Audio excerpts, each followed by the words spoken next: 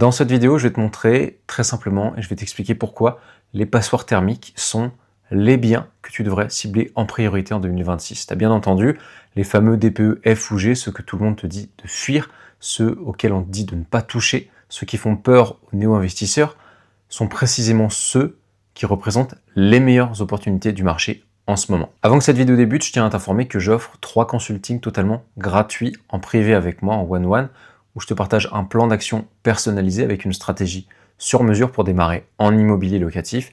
Il suffit simplement de m'envoyer le mot consulting sur WhatsApp, le lien est en description. Commençons d'abord par comprendre pourquoi ces biens, pourquoi ces passoires thermiques font si peur à tout le monde.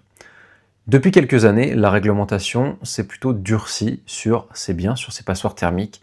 Donc tous les biens de classe G ne peuvent plus être loués depuis 2025, les F suivront en 2028 et les E en 2034, ce qui n'est pas si loin tout compte fait.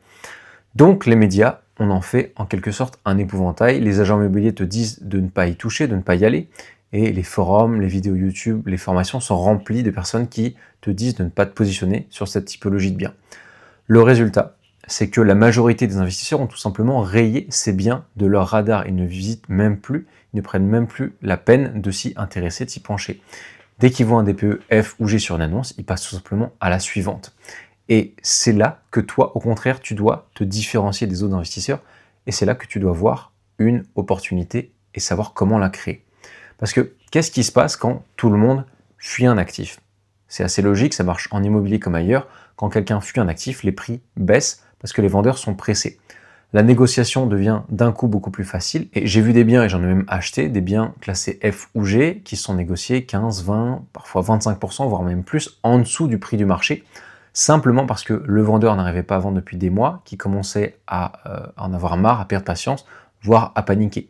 Et si tu compares ça à un bien qui est classé C ou D, où tu vas avoir 10 acheteurs qui se battent, qui sont en compétition pour le même bien, où tu sais très bien pertinemment que le vendeur ne lâchera pas le prix parce qu'il aura le choix, ce sera dans un premier temps beaucoup plus logique d'aller se positionner sur ces biens dont personne ne veut. Mais c'est pas tout, parce qu'une passoire thermique, c'est aussi une opportunité de valorisation énorme. Pourquoi? Parce que tu vas acheter un bien qui est en mauvais état énergétique et dans lequel tu vas pouvoir tout refaire, à savoir refaire des travaux d'isolation, changer les fenêtres, améliorer le système de chauffage, et ton bien va passer d'une lettre comme G ou F à D, C, voire plus, et comme ça tu auras créé de la valeur. Parce qu'un bien qui est classé C ou B se vendra et se louera beaucoup plus cher, et c'est logique, qu'un bien qui est classé F ou G.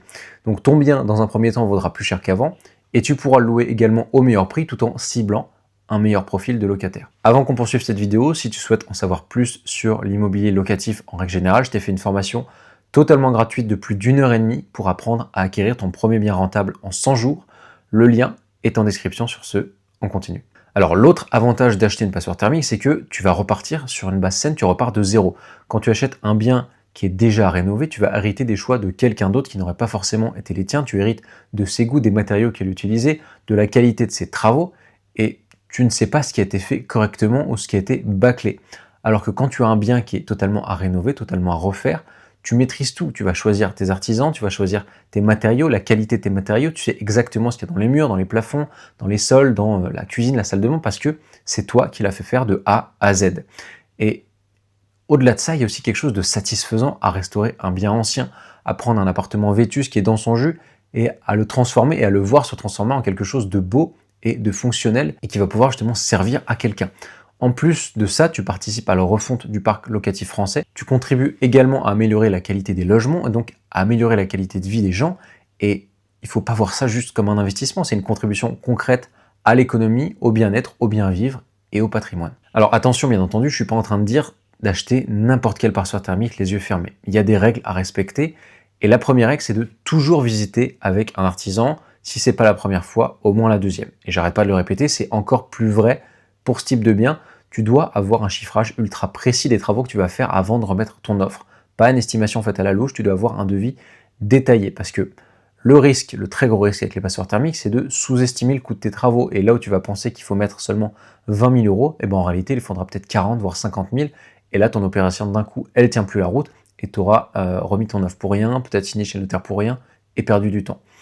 La deuxième règle, c'est de bien analyser la rentabilité après les travaux. Pour ça, tu dois calculer le prix d'achat de ton bien plus les travaux, plus les frais de notaire, et vérifier que le loyer annuel que tu peux demander, que tu peux espérer après la rénovation, rend l'opération financièrement cohérente. Donc tu sois au moins au point d'équilibre, voire que tu dégages un peu de cash flow. Et si après tous les travaux, tu vois que ton rendement est médiocre, ça ne vaut pas le coup de se positionner, sauf si bien sûr tu fais un coup de fusil et que au-delà de ça, je sais pas, t'as acheté dans une ville comme Paris ou Lyon et que tu vas prendre d'un coup une grosse valo juste avec de la rénovation qui va pas coûter beaucoup plus cher au mètre carré. À part ça, tu dois éviter ce genre de bien.